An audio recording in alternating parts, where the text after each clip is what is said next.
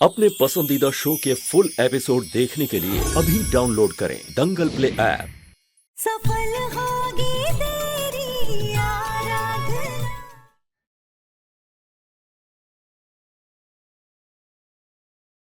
हाँ बहन जी।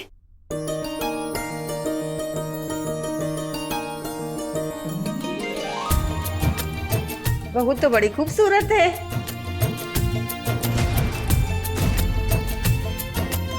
आंखें तो बड़ी सुंदर दिखे हैं बहुरिया की, एकदम हिरनी जैसी। अरे रंग भी तो सफेद है, एकदम में दुधिया वाला। हाँ, अपने माधव से तो बहुत गोरी है। तुम सबने बहू का चेहरा देख लिया है तो हटो, अब हम भी बहू का चेहरा देखें।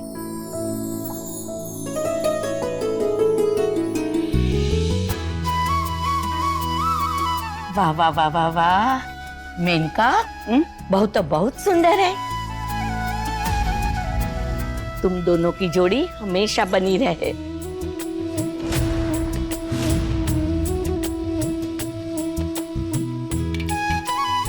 जीती रहो, जीती रहो। दूधो ना पूत फलो बहुरिया।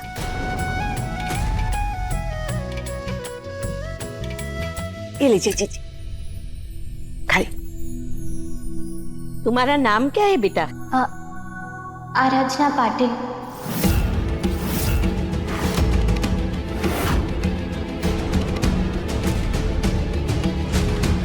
बेनका, ये लड़की हमारी बिरादरी से नहीं है। बुआ जी मुंबई में रहती है, वही तो मिली थी बड़े भैया को, है ना बड़े भैया? क्या सीख कर आई है? घर का काम का तो आता है ना? वो और हमारी बिरादरी का खाना बनाना आता है ना? मला सगळी कामं येतात। माझ्या घरातली सगळी कामं मीच करायची। दैया रे, ये कौन सी भाषा में बोल रही है? मराठी। मुंबई से आई है ना, तो कभी कभी मराठी बोल लेती है। वो मुंबई में थी, अब बरेली में है, तो यहाँ की भाषा सिखाओ उसे। ससुराल में ससुराल के रंग ढंग अपनाने पड़ते हैं।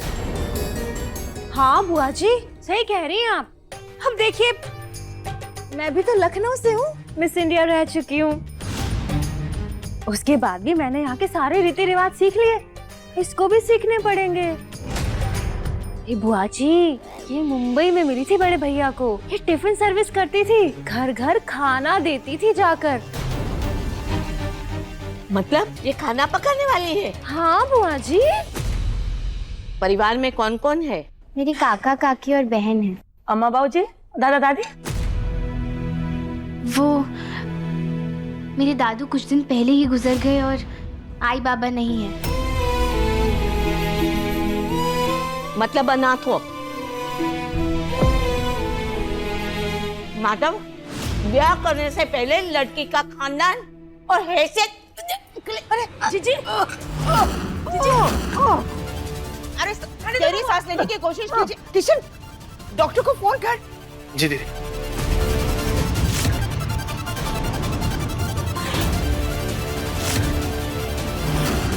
जीजी, इसके लिए कहते खाने का टाइम बात नहीं करनी चाहिए, खाना अटक जाता है। सब लोग 1 मिनट रुकिए। देखिए, आप आगे से ऐसे रखिए हाथ।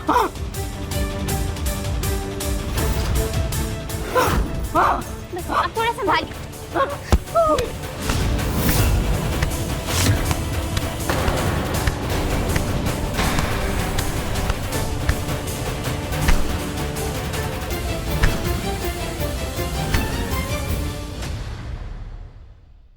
रसगुल्ला अटका था। ठीक है, आप निकल गया ना खाना बाहर। इन्हें पानी दीजिए, ले लीजिए।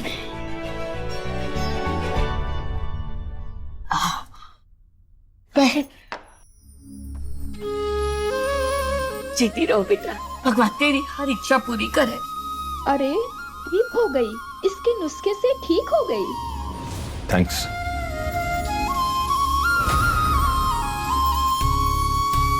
माधव, ये तेरी बहू बहुत समझदार है। हमारे गांव में भी अगर किसी के गले में खाना अटकता था ना, तो हम लोग ऐसे ही पीठ पे थपथपा कर ठीक करते थे, क्योंकि गांव में कोई अस्पताल या डॉक्टर इतनी आसानी से कहाँ मिलता है। वाह, गांव में पली बड़ी है, पर ऐसी गुणी, संस्कारी, समझदार बहू आज तक इस खानदान में नहीं आई है। चाहे हैसियत में कम हो, पर संस्कारों में, परवरिश में कोई कमी नहीं है। आराधना, तू तो मेरे दिल को भा गई। डिम्पल, सीखो अपनी जेठानी से कुछ। अगली बार आऊं तो थोड़ी अक्ल में इजाफा होना चाहिए। जाओ, रसम की थाली लेकर आओ। कौन सी रस्म बुआ जी? भूल गई? बेटे बहू का अंगूठी खेला नहीं होगा। जाओ, रसम की थाली लेकर आओ। अभी लाई। आराधना बेटा, इस खेल को तुम्हें ही जीतना है, वरना घर में पति की चलेगी। इस घर के मर्द तेज और गुस्सैल होते हैं। अगर वो जीत गए तो जिंदगी भर तुम पर रोब झाड़ेंगे। बात तो आपने सही कही है बुआ जी, है तो ये बड़े ही गुस्से वाले।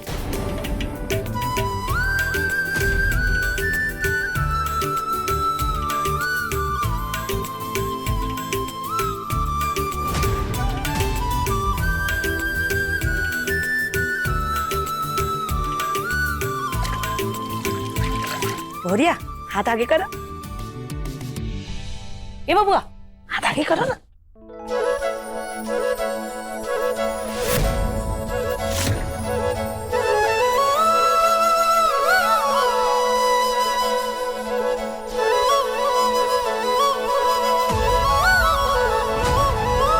ध्यान से बोरिया, हाथों में जीतना है।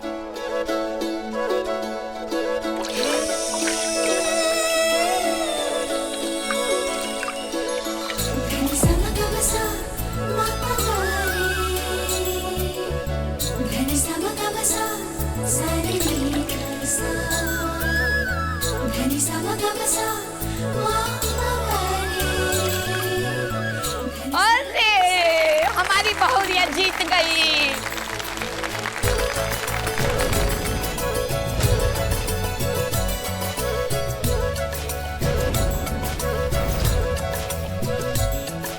जीती रहे बेटा। ये क्या, बहू की मांग में सिंदूर नहीं भरा आज?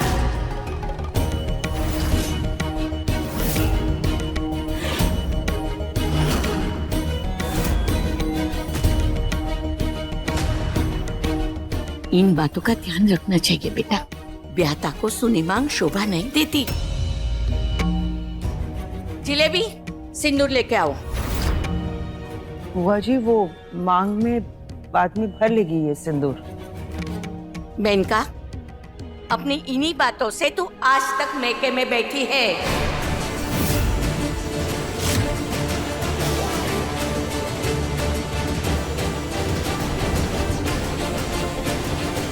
सुना नहीं? सिंदूर लेकर आओ। अच्छा है, जिज्जी को उनकी सही जगह बुआ जी ही दिखा सकती हैं।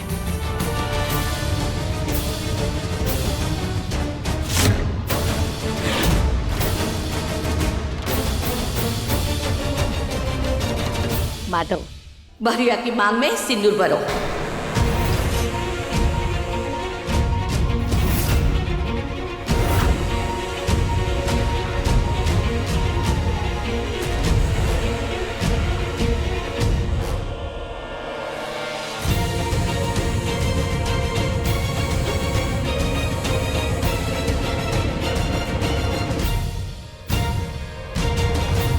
माधव, सिंदूर भर।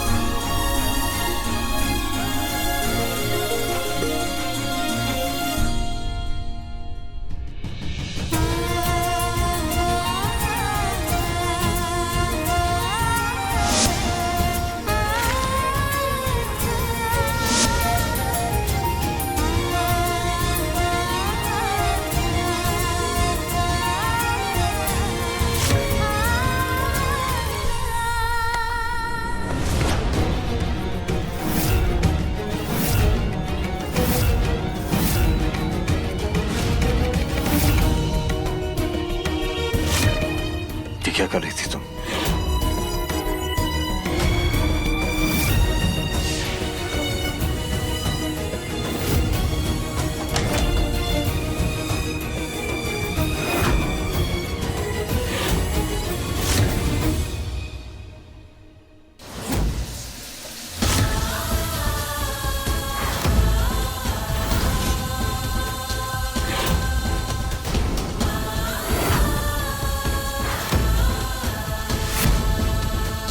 कोई गलतफहमी मत रखना। बाहर जो कुछ भी हुआ वो बस एक दिखावा था। तुम्हारी मांग में ये जो सिंदूर है ना, मेरे लिए कोई मायने नहीं रखता, और ना ही तुम मायने रखती हो। सबके सामने बहुत आसानी से झूठ कहा ना, इस दुनिया के सामने, कि हम दोनों का रिश्ता है, हम दोनों का एक बच्चा है। क्योंकि है सच मानो तो बस एक सौदा है जो तुमने मेरे साथ किया है। अपना झूठ मुझ पर थोपा है और कुछ नहीं है, कुछ नहीं। क्योंकि ये मुझसे शादी करना चाहती थी तुम, एक बड़े परिवार की बहू बनना चाहती थी तुम, मुझसे इसलिए शादी की है ना। लेकिन अफसोस कि शादी करने के बाद भी ना ही तो मैं तुम्हें कभी अपनाऊंगा, और जो ये हरकत की है तुमने उसके लिए ना ही कभी माफ करूंगा।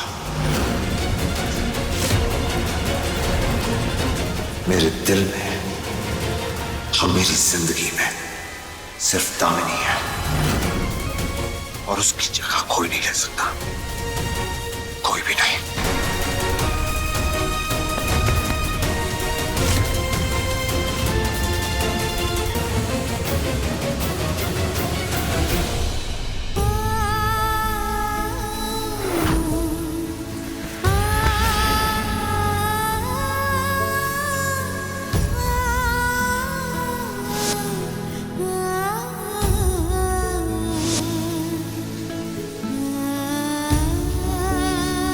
तुम्हारी मांग में ये जो सिंदूर है ना, मेरे लिए कोई मायने नहीं रखता, और ना ही तुम मायने रखती हो।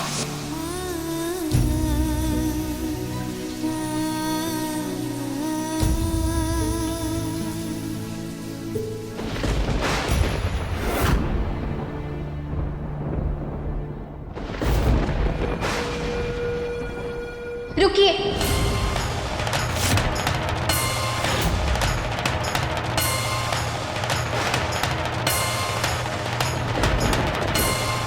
आपने शादी के पहले, शादी के बाद और आज तक मुझे बहुत कुछ सुनाया है, बहुत बुरा भला कहा है मुझे, लेकिन मेरी एक भी बात नहीं सुनी। लेकिन आज ऐसा नहीं होगा, आज आपको मेरी बात सुननी होगी। मैंने कई बार आपसे सच बोलने की कोशिश की, लेकिन आपने हर बार मेरी बात को अनसुना कर दिया। शादी के पहले भी आपसे सच कहने की मैंने कोशिश की थी, लेकिन आपने मुझे घर से बाहर ही निकाल दिया। और मैं जब घर से बाहर जा भी रही थी तो अगले ही पल सब कुछ बदल गया। उसकी भी जिम्मेदार तुम खुद हो। जी नहीं, मैंने कुछ गलत नहीं किया था। मेरा सच तब भी वही था और आज भी वही है। वो वीडियो मैंने नहीं बनाया था, फिर भी आपने मुझे पुलिस के हवाले कर दिया। मैं आपकी वो भी सजा मंजूर कर लेती अगर मुझे अपने विनायक की फिक्र नहीं होती तब, क्योंकि आपके इतने सारे एहसानों के बोझ के तले दबी हूं मैं। आप बहुत बड़े आदमी हैं साहब, लेकिन मैं तो बस मुंबई की चौल की एक मामूली सी लड़की हूँ। आपके साथ शादी करना, आपकी पत्नी बनना और आपके इस घर में रहना, इन सब के बारे में तो मैं सपने में भी नहीं सोच सकती थी, क्योंकि मेरी आम जिंदगी की आम ख्वाहिशें हैं बस। इसीलिए मैंने इस शादी के लिए ना ही कोई चाल चली है, ना ही कोई खेल खेला है। और ये शादी ना मेरे लिए किसी सदमे से कम नहीं है। कोई लड़की नहीं चाहती कि वो ऐसे रिश्ते में आए, ऐसी शादी करे जहाँ ना तो प्यार है, ना अपनापन है, ना ही कोई इज्जत। ओहो, अपनी बकवास बंद करोगी तुम? सच तो ये है कि तुम पहले भी झूठ बोल रही थी और अब भी झूठ बोल रही हो। मैंने कोई झूठ नहीं बोला है और झूठ बोलने का मुझे कोई शौक नहीं है। लेकिन मैं आपसे पूछना चाहती हूँ, क्या सच सुनने की हिम्मत है आप में? क्योंकि ना आज तक जब भी मैं आपके पास आई हूँ सच बोलने, आपने हमेशा उसे नकारा, हमेशा उस सच से भागते आए हैं। मैं किसी भी चीज से भागता नहीं हूँ आराधना पाटिल, और मैं तुम्हारी बात को इसलिए नकारता हूँ क्योंकि मुझे कहानियां सुनने का कोई शौक नहीं। ये कोई कहानी नहीं है, वो आपका, मेरा और विनायक की जिंदगी का सबसे बड़ा सच है। सच नहीं, झूठ है, झूठ। 100% सच है वो। आपके मानने या ना मानने से सच नहीं बदलने वाला। ये बात सच है कि जब मैं आपसे बदायूं में मिली थी तब भी मैं इस बच्चे के पिता को ही ढूंढ रही थी। मुझे तब सच में नहीं पता था कि आप ही विनायक के पिता और दामिनी जी के पति हैं। मैंने समाज के सामने कोई भी झूठा दावा नहीं किया है और मैंने मेरे विनायक की भी कोई झूठी कसम नहीं खाई है। और अगर आपको ऐसा लगता है ना तो आप एक बार ठीक से याद कीजिए कि मैंने उस दिन क्या कहा था।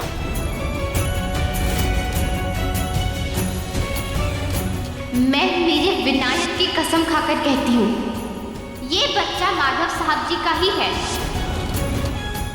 ये बात सच है कि ये बच्चा आपका है। ये आपका और दामिनी जी का बच्चा है। और मैं उसकी सरोगेट माँ हूँ जिसे आपकी पत्नी दामिनी जी ने खुद चुना था। मुझसे बस एक गलती हुई कि मैं इस बच्चे के पिता के बारे में ढंग से बता नहीं पाई, क्योंकि उस दिन जब आपने कंप्यूटर में चेहरे का नक्शा बताने को कहा था तो मैं आपका चेहरा आपको कैसे बताती, तो मुझे कुछ समझ नहीं आया। तो उस वक्त मेरे दिमाग में जो कुछ भी आया मैंने बस वही कह दिया। और इससे पहले कि मैं कुछ सोच पाती, कुछ समझ पाती, इसके पहले ही एक तस्वीर बन चुकी थी, एक गलत तस्वीर। और ये गलत तस्वीर बनाने का मेरा कोई भी इरादा नहीं था। और मैंने ये बात बताने की भी आपको कोशिश की थी, लेकिन आपने तब भी मेरी बात नहीं सुनी। और मुझे सुनना भी नहीं है कोई सबूत तुम्हारे पास? इस बात का मेरे पास सबूत है। आपको याद है मैंने आपसे कहा था कि मैं दामिनी जी से मिली थी? मेरे पास उस बात का सबूत है। आप रुकिए, मैं अभी लेकर आती हूँ।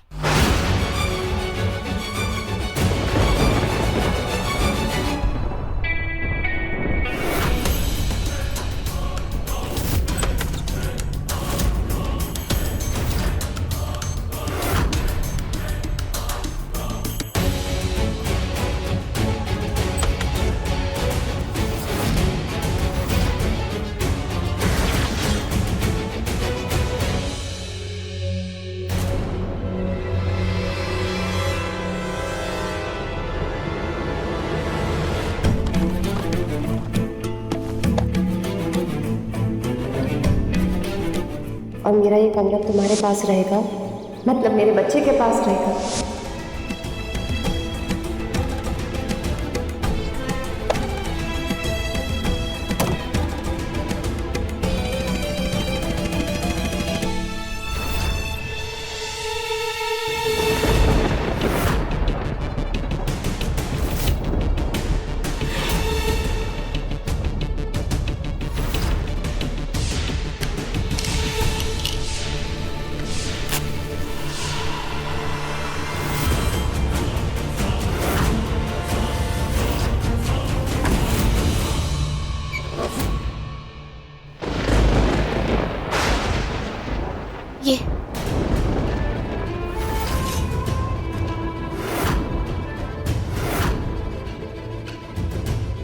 ये कंगन,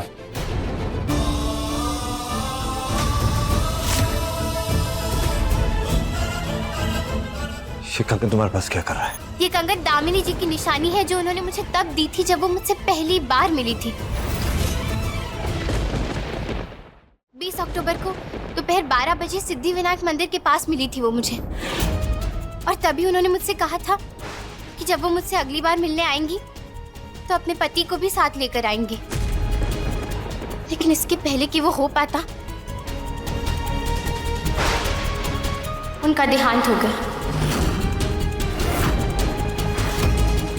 और साहब जी, मैंने दामिनी जी से वादा किया था कि मैं उनके बच्चे को सही सलामत उनकी गोद में सौंपूंगी, और आज तक मैं अपने सच्चे मन से वो वादा निभाती आई हूँ। और ये कंगन लेकर मैं उसके पिता को ही ढूंढने की कोशिश कर रही थी। दामिनी जी तो नहीं रही, लेकिन मैंने खुद से भी ये वादा किया था कि मैं विनायक को उसके पिता से मिलवा कर ही रहूंगी, और मैं वही वादा पूरा करने के लिए यहाँ आई हूँ।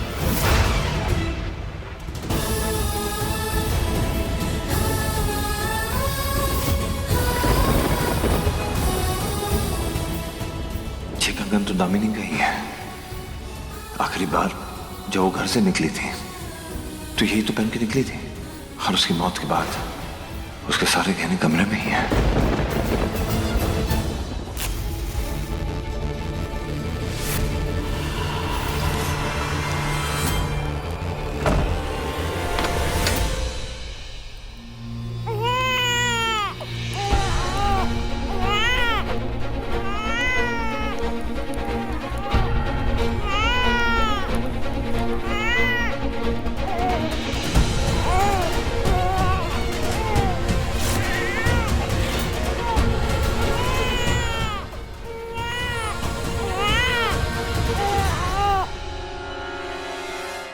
ये कमरे में इतना धुआं कैसे?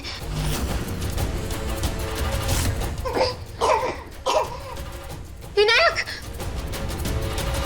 ये घड़ी किसने लगाई?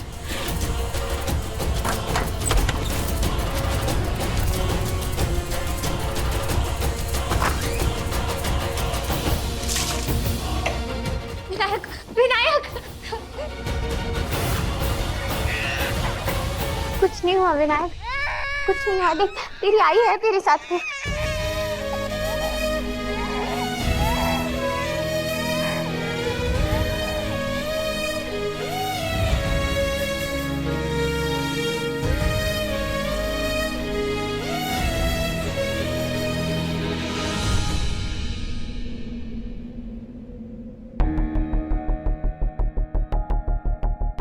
और मैंने मेरे विनायक की भी कोई झूठी कसम नहीं खाई है। मैं उसकी सरोगेट माँ हूँ, जिसे आपकी पत्नी दामिनी जी ने खुद चुना था। ये कंगन दामिनी जी की निशानी है, जो उन्होंने मुझे तब दी थी जब वो मुझसे पहली बार मिली थी। तुम्हें अगर इस बच्चे में कोई इंटरेस्ट नहीं है ना, मैं ये सब अकेले भी कर सकती हूँ, लेकिन मैं खुशखबरी लिए बगैर यहाँ से नहीं जाऊंगी। ठीक है, अकेले करना है ना, अकेले करो।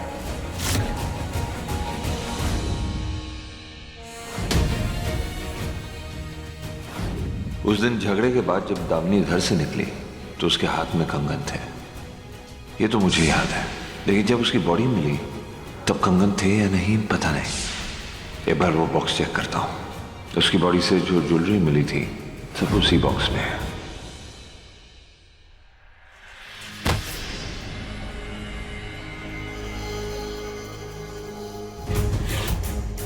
यहाँ आग कैसे लगी? मैंने तो सिर्फ दिया जलाया था ना, उसमें कपूर नहीं डाला था मैंने। कहीं मैंने गलती से नहीं। अगर मैंने कपूर जलाया भी होता तो मैं इसे ऐसे छोड़कर नहीं जाती।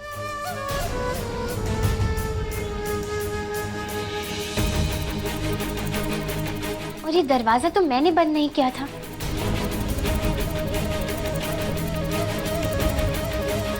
इसका मतलब यहाँ कोई ना कोई तो आया था।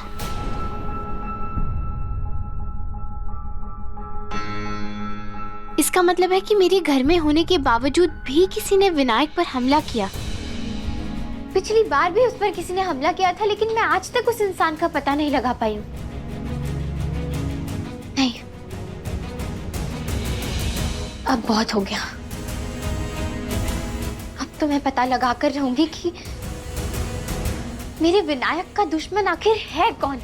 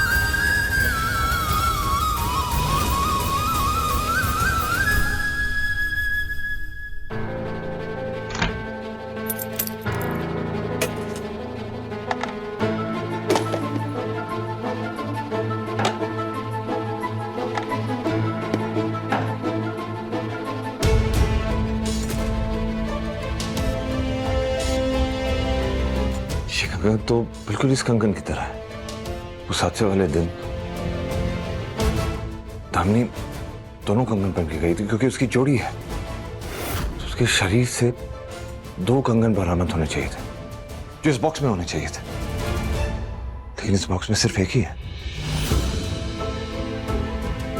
और उस हादसे के बाद मैंने लॉकर नहीं खोला, ना किसी और को खोलने दिया है। इस लॉकर की चाबी भी मेरे पास है। तो क्या आराधना सच कह रही है? 20 अक्टूबर को दोपहर 12 बजे सिद्धि विनायक मंदिर के पास मिली थी वो मुझे। उस हादसे वाले दिन दामिनी मंदिर तो गई थी और उसका एक्सीडेंट भी मंदिर के आसपास ही हुआ था। क्या ये सच है कि दामिनी आराधना को मिली थी और मिलकर उसने ये कंगन आराधना को दिया था? और क्या ये सच है कि दामिनी ने बिना मुझे बताए सरोगेसी का जो प्रोसेस है वो पूरा करवाया और आराधना इस सरोगेसी की कैंडिडेट है? मेरी कादम्बरी से बात हुई है। क्या?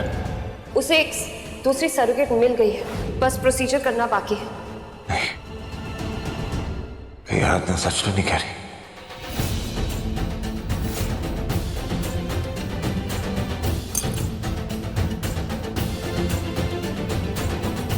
हेलो जी, आप जल्द से जल्द भारद्वाज मैंशन आ जाइए, एक जरूरी काम है।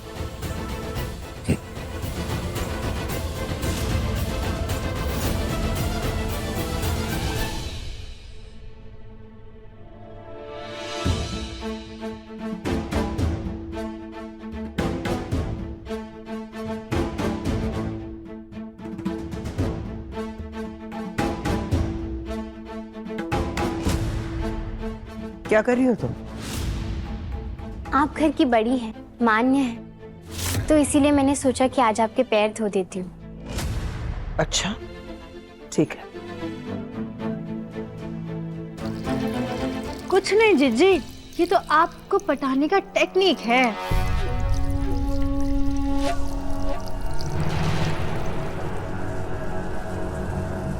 दीदी, आपकी पायल का मोती कहाँ गया? यही कहीं गिरा होगा। ये रहा।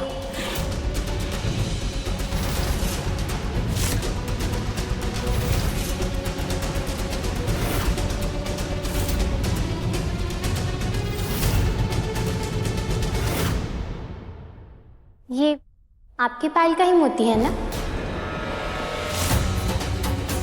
हाँ हाँ। तो क्या आप मेरे कमरे में गई थी? क्या बकवास कर रही हो तुम? मैं क्यों जाऊंगी तुम्हारे कमरे में? अरे मैडम जी से ऐसे फालतू सवाल पूछने की हिम्मत कैसे हुई तुम्हारी? यहाँ ये उन्हीं का घर है, जहाँ चाहे जा सकती हैं, जो चाहे कर सकती हैं। तो क्या एक मासूम बच्चे की जान लेने की भी कोशिश कर सकती हैं क्या?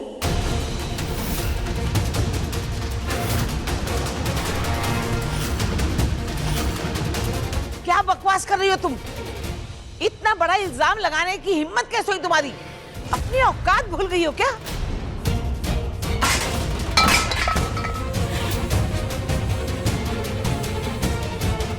तुम्हारी इतनी हैसियत? अरे तुम्हारी तो इतनी भी हैसियत नहीं है कि तुम हमारे सामने खड़े रहकर बात भी करो। और आज तुम हम पर उंगली उठा रही हो। ये क्या हो रहा है यहाँ दीदी?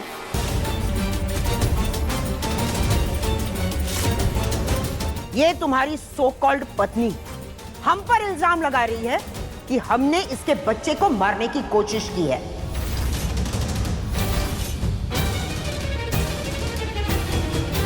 कुछ गलत नहीं कहा है मैंने। पिछली बार भी मेरे विनायक को मारने की कोशिश की गई थी और आज भी वही हुआ है।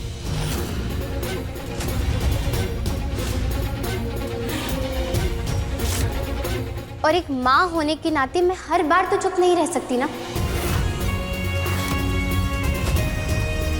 इसीलिए आज मुझे बोलना ही पड़ा। तो बताइए, क्या आपने मेरे विनायक को मारने की कोशिश की थी? ये क्या बकवास कर रही हो तुम?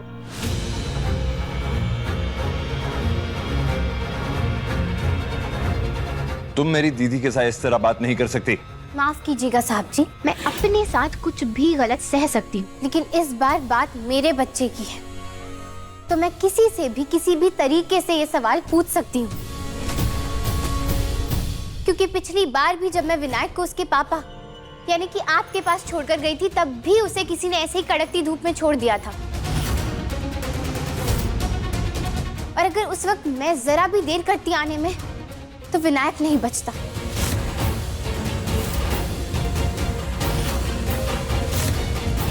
क्या बोले जा रही हो? तुम्हें क्या हम सब खूनी नजर आते हैं जो तुम्हारे बच्चे को मारने की कोशिश करेंगे? हाँ, और नहीं तो क्या माधव, हम मारने की कोशिश क्यों करेंगे? बोलो। क्योंकि आपको मैं और विनायक शुरुआत से ही नहीं पसंद है, और आप चाहती थी कि हम दोनों ये घर छोड़कर चले जाएं।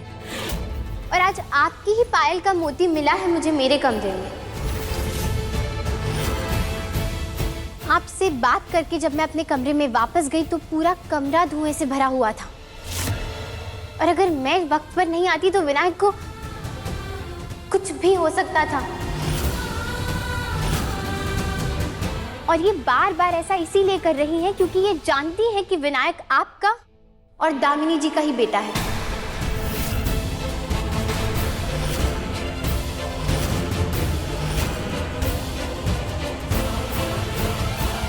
माधव, ये लड़की क्या बोली जा रही है? इसका दिमाग खराब हो गया है क्या? जीजी, क्या आपने सच में बड़े भैया के बच्चे को? माधव जी,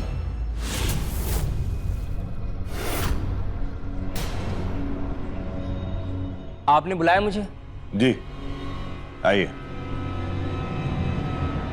ये कंगन है ना, ये मुझे किसी से गिफ्ट में मिला था, और इसके अंदर देखिए आप ही की दुकान का नाम लिखा हुआ है। बड़ी बड़ी बातें करना बहुत शौक है ना तुम्हें? आज तुम्हारा सच सबके सामने वापस आ जाएगा।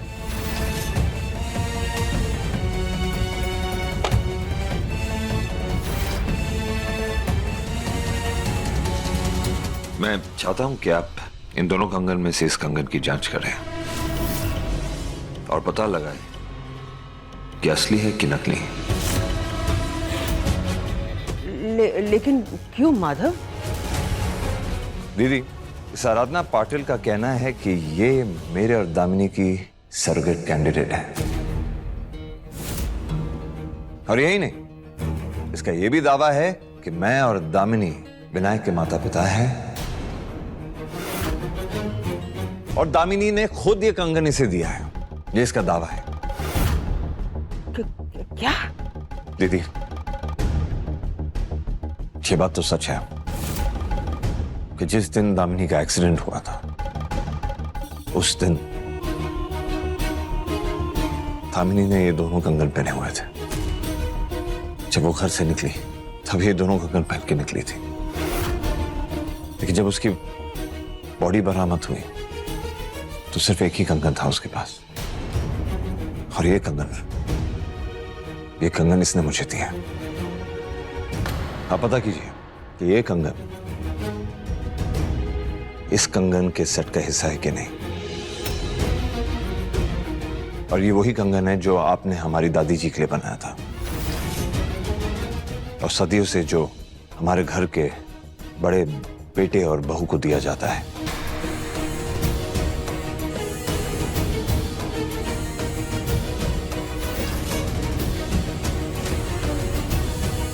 ये लग तो वही रहा है,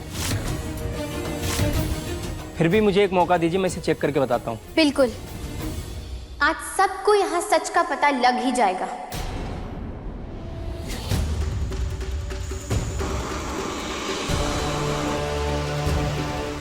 चलो अच्छा हुआ, सोना पिघल गया।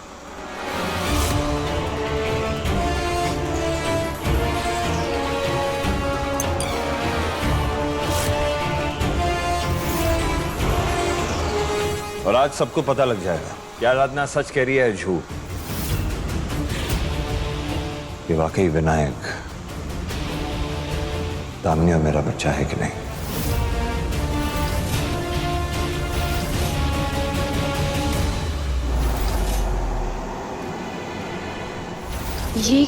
काला काला क्या है?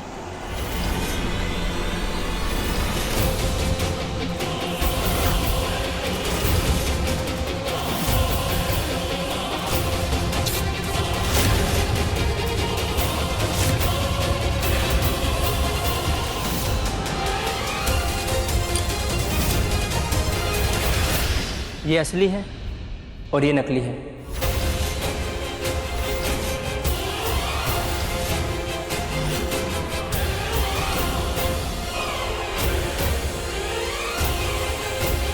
नहीं, ऐसा नहीं हो सकता।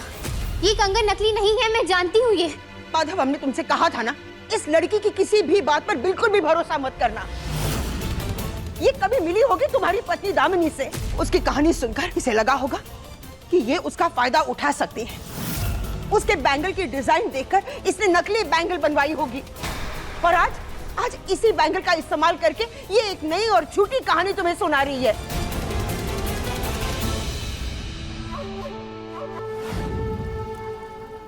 नमस्ते जी। नमस्ते। अग्रवाल साहब नहीं आए? जी, उनकी तबीयत ठीक नहीं है। चलो आप आए, अच्छा लगा। ये लड़की तो वही है जो हमारी दुकान पर आई थी। मतलब? दरअसल ये है कि जो खानदानी कंगन मेरे पिताजी ने आपके घर के लिए बनाए थे, ये वही कंगन लेकर हमारी दुकान पर आई थी। देखिए, जिन्होंने मुझे कंगन दिया था ना, उनका नाम दामिनी है। और ये उसी औरत के घर का पता ढूंढ रही थी। उस टाइम थोड़ा व्यस्त था, मैं जवाब नहीं दे पाया और फिर उसके बाद इससे कभी भी बात नहीं हुई। और आज भगवान का इंसाफ देखिए, इसकी शादी माधव जी से हो रही है। तो ये कंगन दामिनी की निशानी है इसके पास, जिसके सहारे ये माधव तक पहुंच गई। और ये कंगन इसकी सच्चाई का सबसे बड़ा सबूत भी है। शादी के बाद माधव ने आराधना को घर से निकाल दिया था, तो मुझे लगा बला टल गई। पर जब ये जबरदस्ती इस घर में घुस आई, उसी दिन मुझे शक हो गया था कि एक ना एक दिन ये कंगन वाली बात जरूर उठेगी और ये उस कंगन को सबके सामने जरूर लाएगी।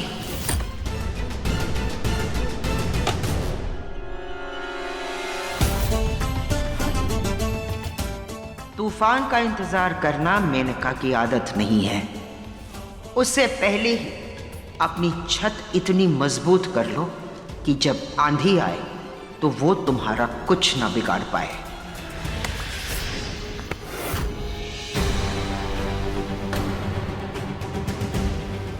यही है तुम्हारा सच, वो सच जो तुम चिल्ला चिल्ला के सबको बोल रही थी।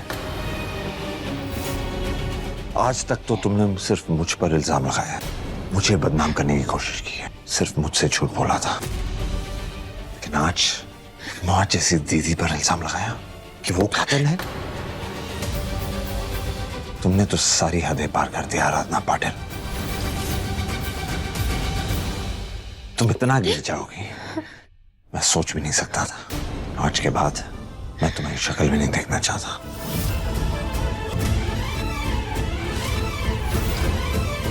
और माफ करना तो दूर की बात है।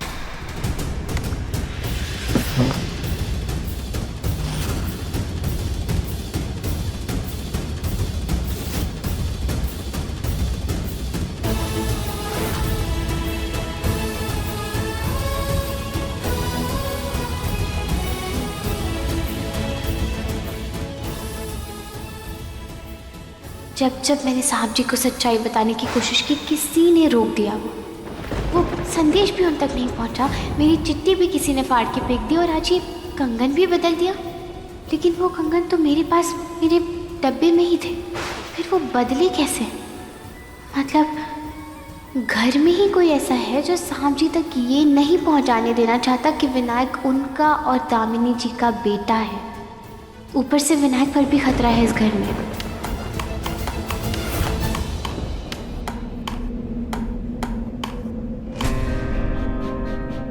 अब ना तो मुझे किसी का झूठ सुनने में कोई इंटरेस्ट है और ना ही मुझे किसी की शक्ल देखनी है। बेहतर ये होगा मुझे अपनी शक्ल नहीं दिखाए।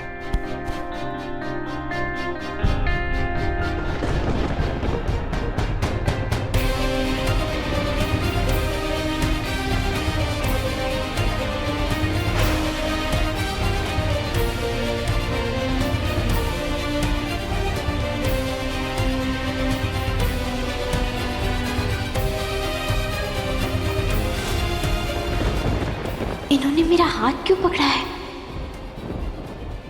अब क्या पूछ रहे हैं इन्हें मुझसे?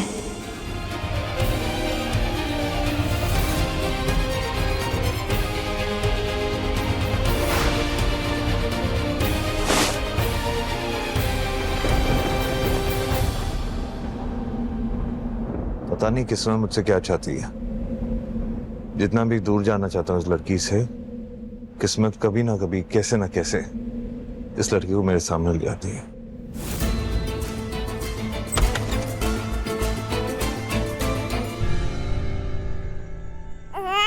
इसकी छाती में तो बलगम जमा हो गया है। हाँ, वो बदायूं वाली काकी ने मुझे एक तेल बताया था ना।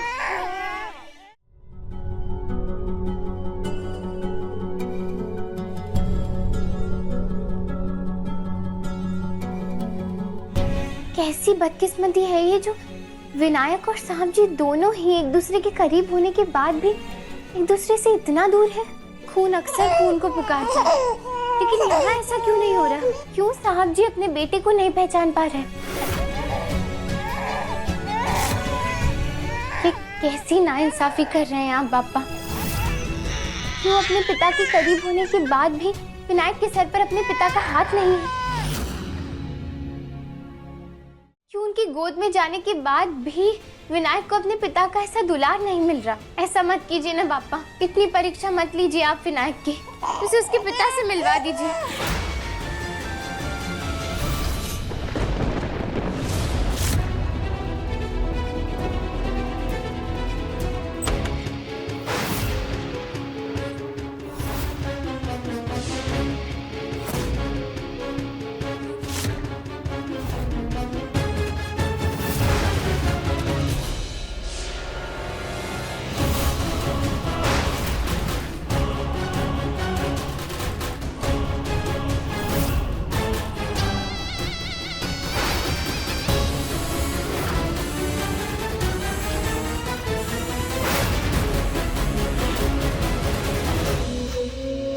क्या अब मेरे इस घर में आने पर भी पाबंदी हो गई है? जो ऐसे मुझे यहाँ चोरी छिपे मिलने बुलाया। मुझे पता चल गया था कि तुम बरेली में हो। एक जरूरी बात करनी थी तुमसे। सुबह का इंतजार मैं नहीं कर पाई, इसलिए तुम्हें यहाँ बुलाया है। चलो, मेरी याद तो आई तुम्हें। ओह, इधर उधर और फालतू बातें करने के लिए मैंने तुम्हें यहाँ नहीं बुलाया। एक सवाल पूछना था तुमसे। पूछो, क्या पूछना है? तुम उस बच्चे को मारने की कोशिश कर रहे हो ना? अगर मैं उस बच्चे को मारने की कोशिश करता ना, तो आज वो बच्चा इस दुनिया में नहीं होता। इनफैक्ट मुझे तो लगता है कि उस बच्चे को मारने की कोशिश तुम कर रही हो। अरे भाई, आफ्टर ऑल वो इस घर का वारिस है, और तुम्हें तो सारा बिजनेस, सारी प्रॉपर्टी अपने बेटे के लिए चाहिए ना। तो तुम उस बच्चे को कैसे बर्दाश्त कर सकती हो? इसीलिए मुझे लगता है कि तुम पर उसको मारने का शक और इल्जाम सही लगा है।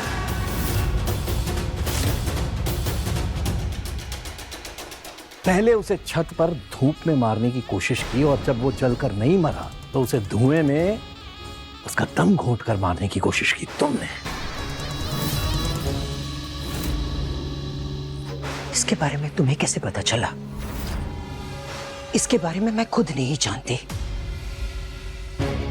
क्या हमारे घर में तुम्हारा कोई खबरी है क्या? माधव दास भारद्वाज की हर एक सांस पे नजर रहती है मेरी। उसकी जिंदगी में कौन सी हवा कब कहां कैसे चलती है, सब पता रहता है मुझे।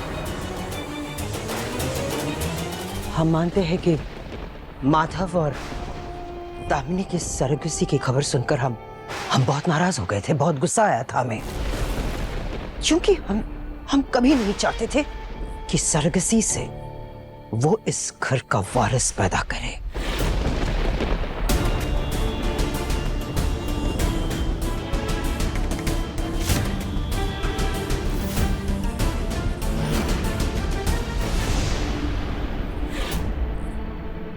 वो लड़की और उसका ये बच्चा हम इस घर के अंदर नहीं बर्दाश्त कर सकते, इसलिए जल्द से जल्द हम उन दोनों को इस घर से बाहर निकालना चाहते हैं। यह सच है। लेकिन ये भी सच है कि उस बच्चे को हमने कभी मारने की कोशिश नहीं की।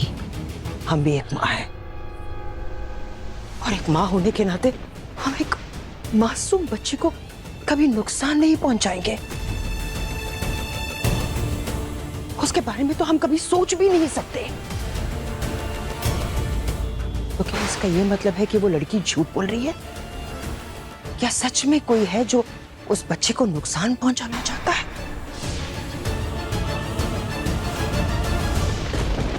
सुनो, अब तुम जाओ यहां से। अगर किसी ने हम दोनों को एक साथ देख लिया तो दिक्कत हो जाएगी। जाओ।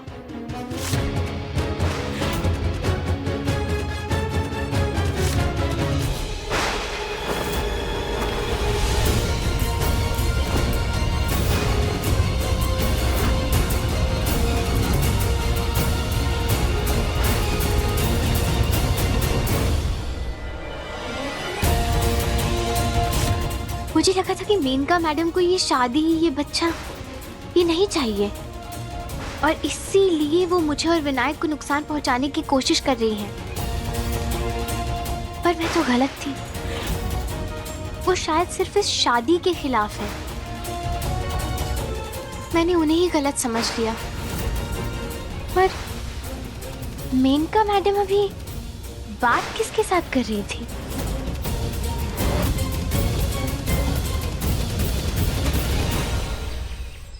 नहीं, रहने दो, मैं ऑफिस में खा लूंगा।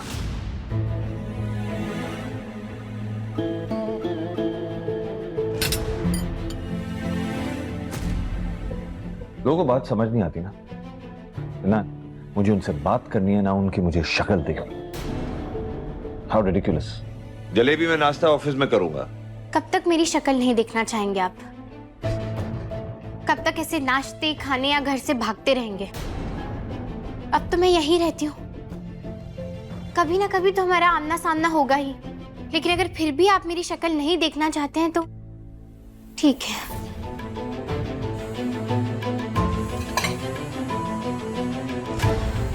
ये लीजिए।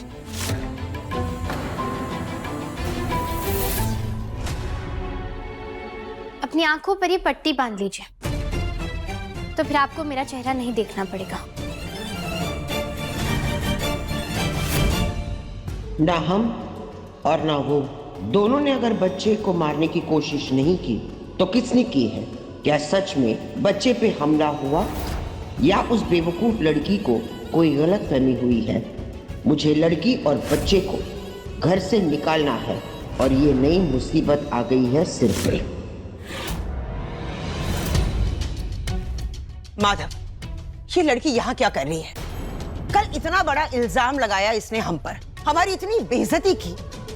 इतना सब कुछ होने के बाद भी आज ये बेशर्म की तरह हमारे सामने खड़ी है।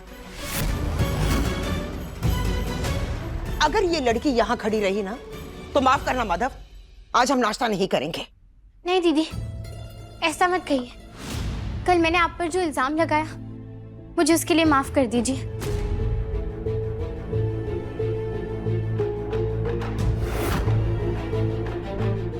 मैडम, मैं ये बात भूल गई थी कि आप खुद एक माँ हैं और एक माँ कभी भी दूसरी माँ के बच्चे को नुकसान नहीं पहुंचा सकती। लेकिन विनायक को मुसीबत में देखकर गुस्से में मेरे मन में जो कुछ भी आया मैंने बस बोल दिया, सोचा भी नहीं। इसीलिए आप मुझे माफ कर दीजिए। भले ही आप मुझे इस घर का सदस्य नहीं मानती हैं और आपकी नजर में हमारा कोई रिश्ता भी नहीं है, लेकिन एक माँ होने के नाते अगर हो सके तो एक दूसरी माँ को माफ कर दीजिए। कुछ गलतियों की माफी नहीं दी जाती है आराधना।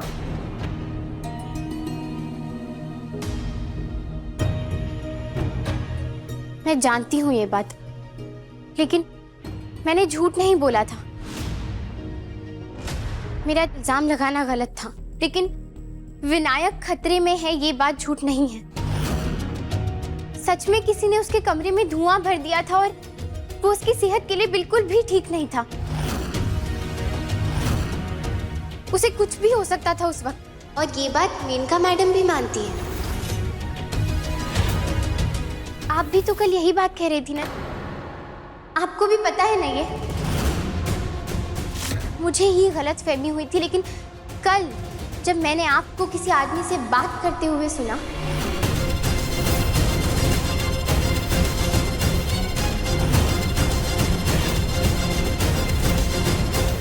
कि आप खुद एक माँ हैं और आप कभी भी किसी दूसरे माँ के बच्चे को नुकसान पहुंचाने के बारे में सोच तक नहीं सकती हैं,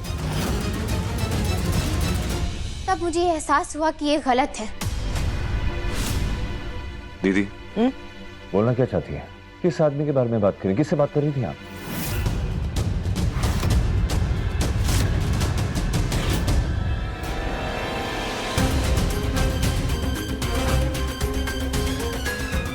तुम होती कौन हो हमसे ये सवाल जवाब पूछने वाली? हम कहाँ जाते हैं, किससे मिलते हैं, क्या बात करते हैं, इससे तुम्हारा क्या मतलब है? हमारी जिंदगी में दखल देने वाली तुम होती कौन हो? कॉन्ग्रेचुलेशंस, बहुत बड़ा वाला कॉन्ग्रेचुलेशंस। बधाइयां हो जी, बधाइयां।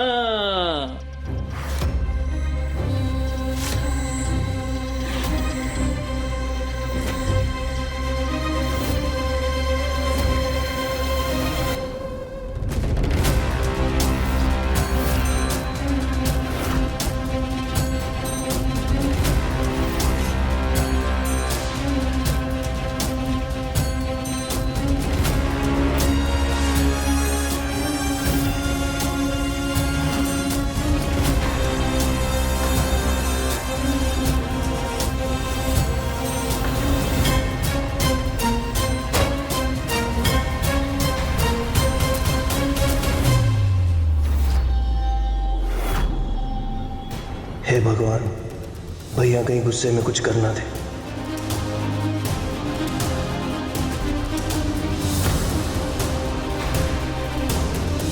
ये कौन है? प्रलय, तूफान। इस घर में आज तक आंधी चली थी ना, लेकिन भूकंप और तबाही अब शुरू होगी।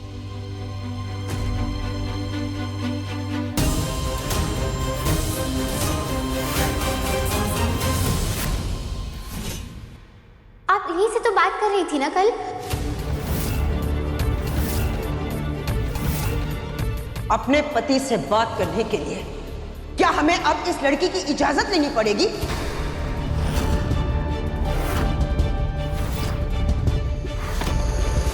दीदू, ये इनके पति कहाँ से टपक पड़े? मैंने पहले तो कभी इनको देखा ही नहीं। देखती भी कैसे? इतने सालों से चीची अपने पति को छोड़ के यहाँ जो पड़ी है। अरे कोई तो गहरा राज है उन दोनों के बीच में, तभी तो अपना ससुराल छोड़ कर मैके में पड़ी रहती है। पर वो क्या राज है वो तो मुझे भी नहीं पता। ये अगर मेनका दीदी के पति हैं तो दीदी इनसे छुप के क्यों मिलने गई थी? आप यहाँ क्यों आए? और आने से पहले हमें बताया क्यों नहीं? अच्छा, और बता देता तो कौन सी बड़ी खातिरदारी हो जाती भाई। तुम दोनों बहन भाई मुझे वैसे भी पसंद कहाँ करते हो। तुम लोग तो मेरे बारे में इतना बुरा सोचते हो कि मेरे बच्चों तक को मुझसे दूर, बच्चों से भी मुझे दूर कर रखा है। खैर, मैं तो बरेली कुछ काम से आया था। मेरे बेटे ने बताया कि साले साहब आपने शादी करनी है। लेकिन कमाल है, अपने जीजा जी को भी नहीं बुलाया शादी में। हाँ, वैसे कैसे ही बुलाते? जितनी बदनामी में शादी हुई है उसमें तो आदमी मुंह छिपाता फिरता है ना, सामने थोड़ी ना आता है।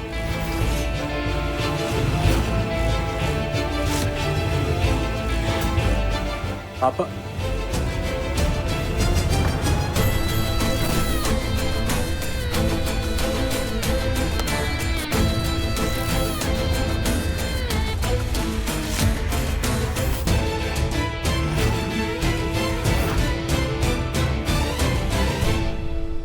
मेरा बेटा, शाबाश। मेरे बेटे ने मुझे खबर की, तो मैंने सोचा साले साहब को बधाई दिए बिना जाना अच्छा नहीं लगेगा। वैसे भी हम लोग एक परिवार ही तो हैं।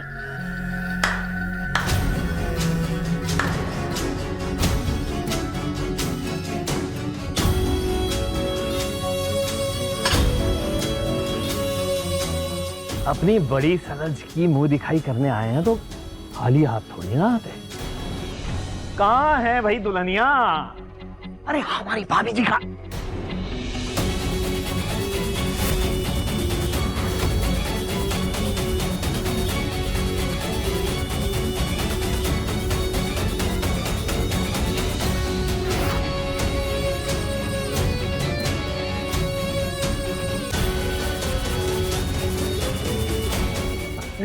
वाह क्या बात है, आपका तो जैकपॉट निकल आया साले साहब। क्या खूबसूरत भी हुई है भाई।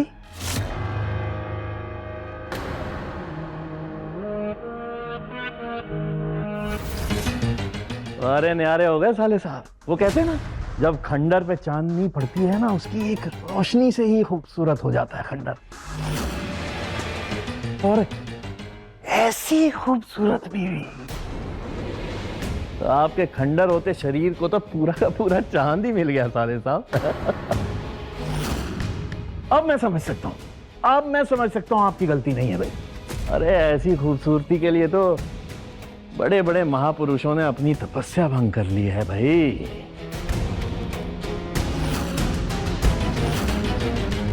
तो आप तो एक मामूली सा इंसान हैं, इस रिश्ते के लिए तो 1000 बदनामियां मंजूर हैं।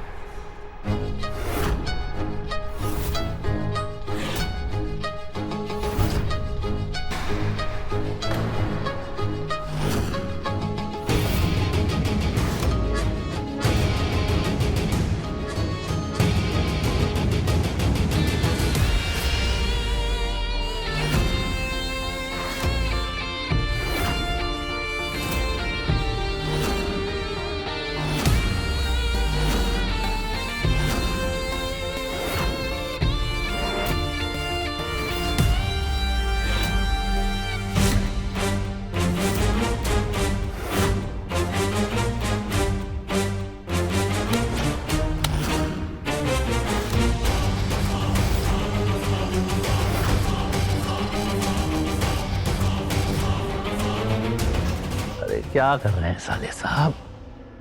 भाभी जी को तोहफे तो दे दीजिए।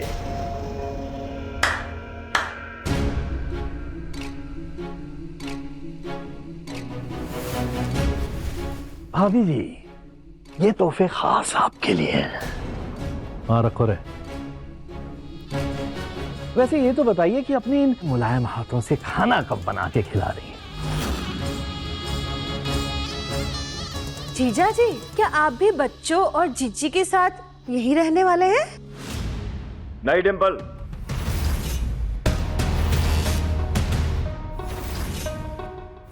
प्रशांत जी यहाँ पर नहीं रहेंगे।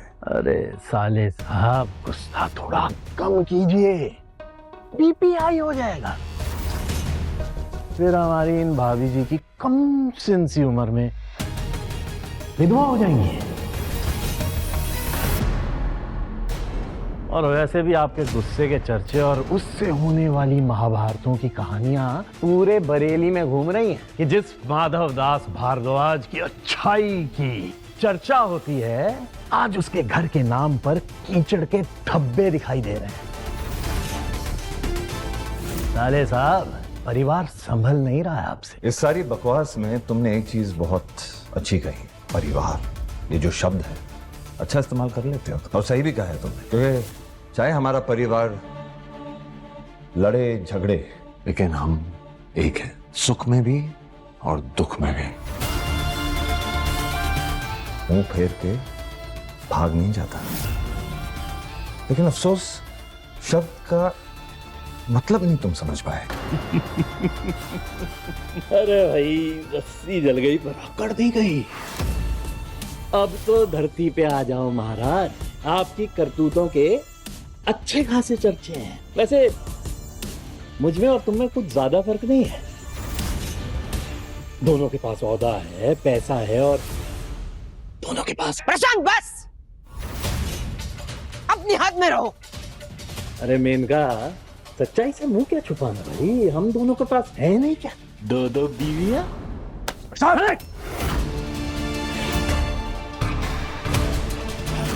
क्या कहा तूने? क्या कहा तूने?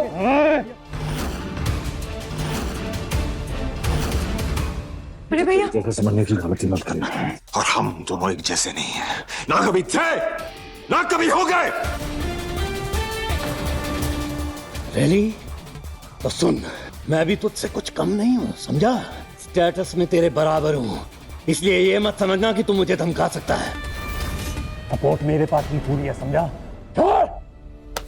हाँ, बस चुप हो जा और निकल जा मेरे घर से। एक और लफ्ज दुनिया कर निकाला मेरे खानदान के बारे में, मेरे परिवार के बारे में, या मेरी बहन के बारे में, या किसी और के बारे में, तो आज मैं भूल जाऊंगा कि तू मेरी बहन का पति है। मुझे घटिया बोल रहा है? पहले अपने गिरेबान में झांक। घटियापन की सारी हदें आज तूने पार कर रखी हैं।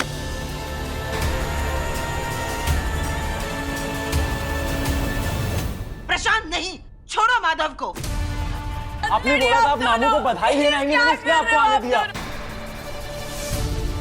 शिवानी रो रही है पापा, छोड़िए उसको पापा प्लीज। मुझे प्लीज रुक, शिवानी रो रही है पापा, प्लीज छोड़ दीजिए, प्लीज। दोनों मत लड़िए प्लीज। मामा प्लीज छोड़ दो।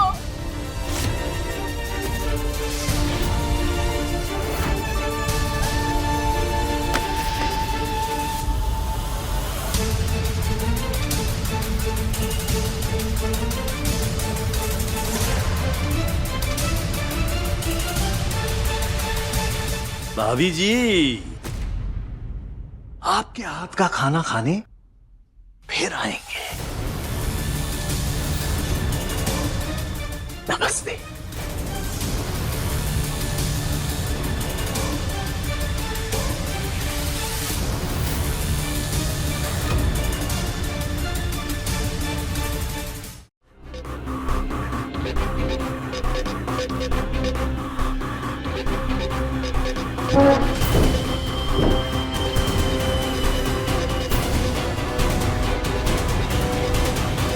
किसने तुम्हें हक दिया कि तुम मेरी बहन की जासूसी कर सकती हो इस घर में?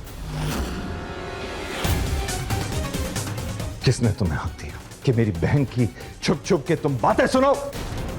तुम जैसी लड़की मैंने आज तक जिंदगी में नहीं देखी।